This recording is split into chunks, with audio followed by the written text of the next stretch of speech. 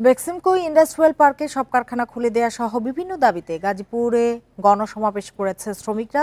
বেলা 2টার দিকে শ্রীপুর সানসিটির মাঠে শান্তিপূর্ণ সমাবেশ অনুষ্ঠিত হয়। কর্মচারীরা বলেন, বেক্সিমকো ইন্ডাস্ট্রিয়াল পার্কে সব কারখানা চালু না থাকায় ক্ষতিগ্রস্ত হচ্ছে 42,000 শ্রমিক। এ অবস্থায় জীবিকা নিয়ে অনিশ্চয়তায় পড়েছে তারা। অনেকেই মানবেতর জীবনযাপন করছেন। কারখানা খুলে দেওয়ার পাশাপাশি ব্যাংকিং ব্যবস্থা পুনরায় চালু ও অন্যান্য বকেয়া পরিশোধের দাবি জানান শ্রমিকরা। এর আগে সকাল থেকে গাজীপুরের বিভিন্ন এলাকা থেকে মাঠে জড়ো হতে থাকেন হাজার হাজার শ্রমিক।